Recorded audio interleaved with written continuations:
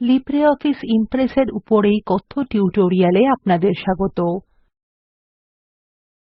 এই টিউটোরিয়ালে আমরা শিখব কিভাবে স্লাইডে পটভূমি, স্লাইডে সজ্জা প্রয়োগ করা যায়।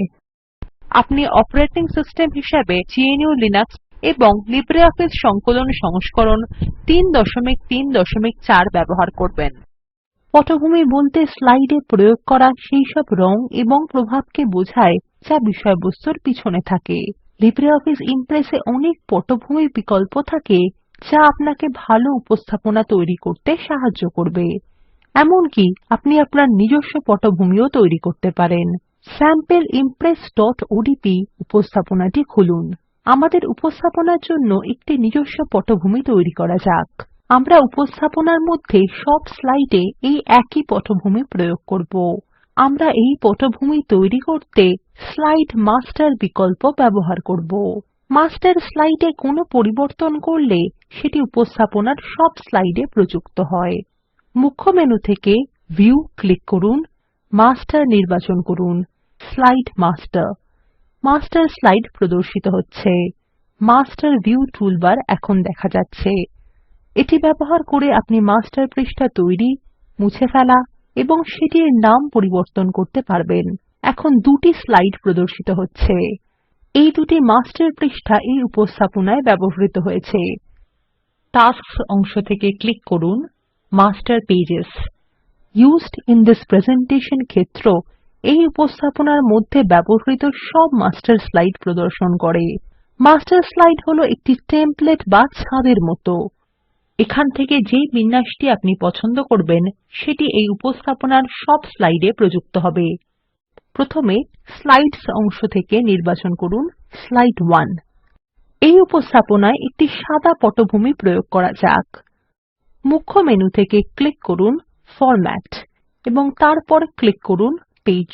পেজ সেটআপ ডায়লগ বাক্স প্রদর্শিত হচ্ছে। ব্যাকগ্রাউন্ড ট্যাবে ক্লিক করুন। ফিল ড্রপ ডাউন মেনু থেকে বিটম্যাপ বিকল্প নির্বাচন করুন। বিকল্পগুলির তালিকা থেকে ব্ল্যাঙ্ক নির্বাচন করুন এবং ক্লিক করুন ওকে। স্লাইডে এখন একটি সাদা পটভূমি রয়েছে। লক্ষ্য করুন এই পটভূমিতে লেখার বর্তমান রং খুব একটা ভালোভাবে বোঝা যাচ্ছে না। সর্বদা এমন রং নির্বাচন করবেন যা পটভূমিতে ভালোভাবে ফুটে উঠবে। লেখার রং কালোতে পরিবর্তন করা যাক। এর ফলে সাদা পটভূমিতে লেখাগুলি স্পষ্টভাবে দেখা যাবে। প্রথমে লেখাটি নির্বাচন করুন। মুখ্য মেনু থেকে ফরম্যাট ক্লিক করুন। ক্যারেক্টার। ক্যারেক্টার ডায়লগ বাক্স প্রদর্শিত হচ্ছে। ক্যারেক্টার ডায়লগ বাক্স থেকে ফন্ট এফেক্টস ট্যাব ক্লিক করুন। ফন্ট কালার ড্রপ ডাউন থেকে কালো নির্বাচন করুন। ক্লিক করুন ওকে। লেখার রং এখন কালো। এখন এই স্লাইডে একটি রং প্রয়োগ করা যাক। কনটেক্সট মেনুর জন্য স্লাইডে ডান ক্লিক করুন।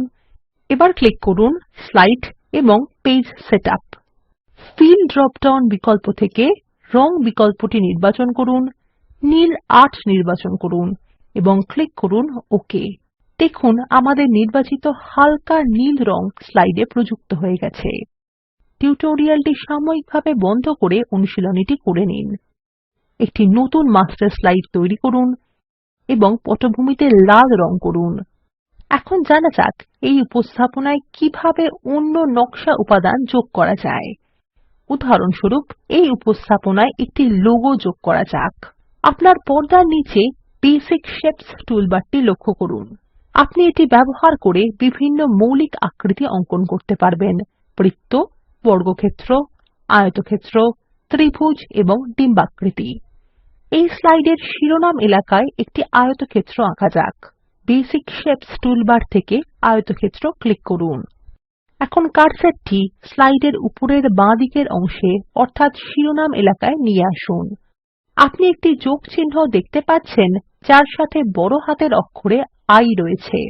বাম মাউস বোতাম ধরে রাখুন এবং টেনে এনে একটি ছোট আয়তক্ষেত্র আঁকুন।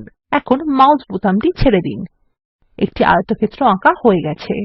আয়তক্ষেত্রের পাশে ৮টি হাতল লক্ষ্য করুন। ছোট নীল বর্গক্ষেত্রগুলি যা নির্বাচিত বস্তুর চারপাশে প্রদর্শিত হচ্ছে সেগুলি হলো হাতল বা নিয়ন্ত্রক বিন্দু। এগুলি ব্যবহার করে আয়তক্ষেত্রের আকার পরিবর্তন করা যাবে। আপনি নিয়ন্ত্রক বিন্দুর উপর কার্সার রাখলে কার্সারটি একটি দ্বিমুখী তীরে পরিবর্তিত হয়ে যাবে।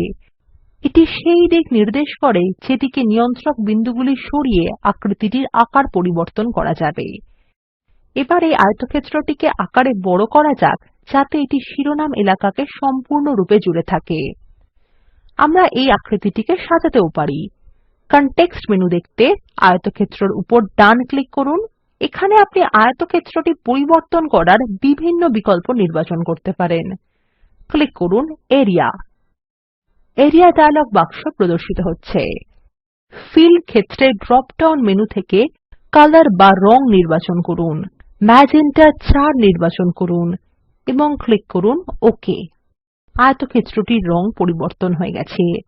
আয়তক্ষেত্রটি এখন লেখাটিকে আচ্ছাদিত করে দিয়েছে। লেখাটি আবার দৃশ্যমান করতে প্রথমে আয়তক্ষেত্রটিকে নির্বাচন করুন। এখন কনটেক্সট মেনু খুলতে ডান ক্লিক করুন। ক্লিক করুন অ্যারেঞ্জ এবং তারপর সেন্ড টো ব্যাক। লেখাটি আবার দেখা যাচ্ছে।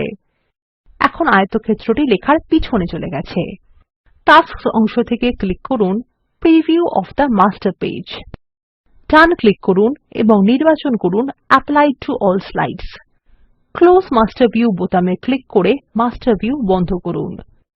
মাস্টার পৃষ্ঠায় করা সব সজ্জা এখন উপস্থাপনার সব স্লাইডে প্রযুক্ত হয়ে গেছে। লক্ষ্য করুন আয়তক্ষেত্রটি এখন সব পৃষ্ঠায় দেখা যাচ্ছে। এখন স্লাইডের লেআউট বা সজ্জা পরিবর্তন করতে শেখা যাক। লেআউট আসলে কি? লেআউট হলো স্লাইড টেমপ্লেট যাতে বিষয়বস্তুর জন্য আগে থেকেই স্থান নির্দিষ্ট করা থাকে। স্লাইড সজ্জাগুলি দেখতে ডান প্যানেল থেকে লেআউটস ক্লিক করুন। ইমপ্রেসে উপলব্ধ সজ্জাগুলি এখানে প্রদর্শিত হচ্ছে। সজ্জাগুলির থাম্বনেল দেখুন। এগুলির থেকেই বোঝা যায় স্লাইডে সজ্জাটি প্রয়োগ করার পর সেটি কেমন দেখতে লাগবে। এখানে শিরোনাম এবং 2 স্তম্ভাকার বিন্যাসের সজ্জা রয়েছে। এমন সজ্জা রয়েছে যেখানে আপনি 3টি স্তম্ভে লিখতে পারবেন। এখানে ফাঁকা সজ্জাও আছে। আপনি আপনার স্লাইডে প্রথমে একটি ফাঁকা সজ্জা প্রয়োগ করতে পারেন এবং তারপর আপনার নিজস্ব সজ্জা তৈরি করতে পারেন। এই স্লাইডে একটি সজ্জা প্রয়োগ করা যাক। পোটেনশিয়াল অল্টারনেটিভস স্লাইডটি নির্বাচন করুন এবং সব লেখা মুছে দিন।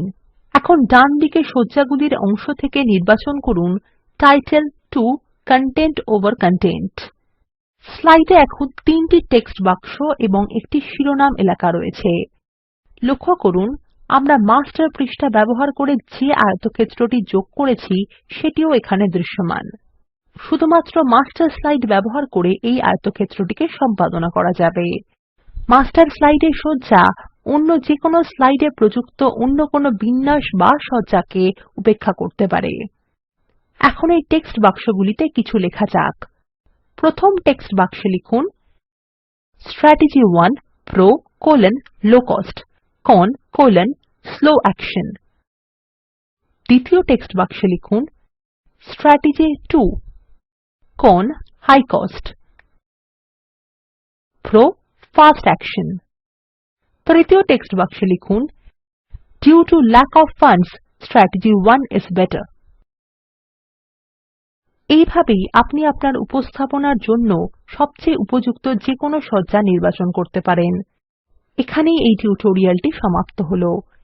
এই টিউটোরিয়ালে আমরা শিখেছি কিভাবে স্লাইডে পটভূমি, স্লাইডে সজ্জা প্রয়োগ করতে হয়। এখন আপনার জন্য একটি অনুশীলনী রয়েছে। একটি নতুন মাস্টার স্লাইড তৈরি করুন। একটি নতুন পটভূমি তৈরি করুন। সজ্জা পরিবর্তন করে টাইটেল কনটেন্ট ওভার কনটেন্ট করুন। একটি মাস্টার স্লাইডে সজ্জা প্রয়োগ করা হলে কি হয় তা পরীক্ষা করে দেখুন। একটি নতুন স্লাইড যোগ করুন এবং ফাঁকা সজ্জা প্রয়োগ করুন।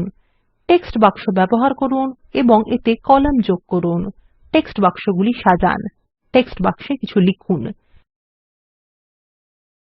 নিম্নলিখিত লিঙ্কে উপলব্ধ ভিডিওটি দেখুন। এটি কথ্য টিউটোরিয়াল প্রকল্পকে সারসংক্ষেপে বোঝায়। যদি আপনার ভালো ব্যান্ডউইডথ না থাকে আপনি এটি ডাউনলোড করেও দেখতে পারেন। কথ্য টিউটোরিয়াল প্রকল্পের দল কথ্য টিউটোরিয়ালগুলি ব্যবহার করে কর্মশালার আয়োজন করে। যারা অনলাইন পরীক্ষা পাস করে তাদের সার্টিফিকেট দেয়। অধিক বিবরণের জন্য contact@spoken-tutorial.org তে ইমেল করুন।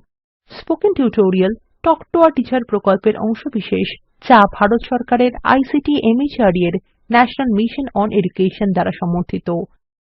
এই বিষয়ে বিস্তারিত তথ্য এই লিঙ্কে প্রাপ্তিসাধ্য http:/spoken tutorialorg/nmeict ইন্ট্রো।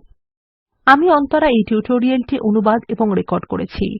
এই টিউটোরিয়ালে অংশগ্রহণ করার জন্য ধন্যবাদ। শুভবিদায়।